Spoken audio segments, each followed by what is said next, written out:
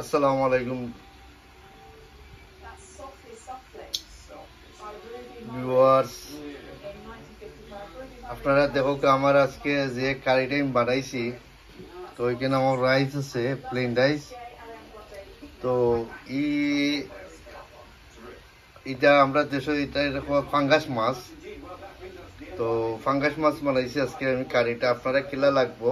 তো কারির কালার কিলা, আমরা তো বিদেশ বাড়ি আইছি, তো আমরা বিফোর আমরা তো রান্না খাওয়া লাগবো, তাছাড়া কোনো উপায় নাই। তো আমরা বেডিন থেকে কমন নয়, আর আমরা বেডিনতে প্রয়োজন পড়ে না, আমরা নিজেরাই যে আমরা নিজে খাইতে পারি, তো বেডিনতে প্রয়োজন পড়ে না। আর কন্টেন্ট আপনারা সাবস্ক্রাইব করবা, আর কন্টেন্ট লাইক করবা, আর শেয়ার করবা, যাতে আরো দেখতে পারে।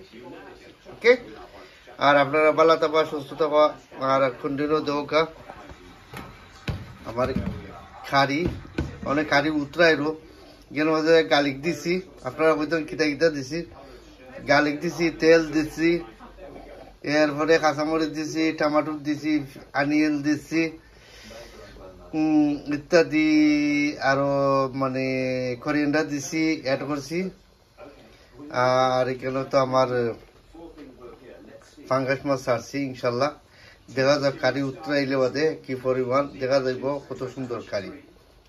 আর আপনারা কোনটা সাবস্ক্রাইব করবা, আর আমরা বেটিনদের প্রয়োজন করে না, আমরা লাগি দোয়া করবা যাতে আমরা বিদেশ পারি, আমরা কাম থেকে ইয়া সেটা ভাত আমরা আরামসে বুঝে খাইতে পারি। আমরা অত কষ্ট করি, করার বাদে আমরা আরামসে সেটা ভাত খাই নিজেরাই নিজা। আর বিদেশ বাড়ি মানুষ লাগি দোয়া করবা, খাস দিলে। আল্লাহ হাফিজ, সালাম আলাইকুম, বাই বাই, টাটা।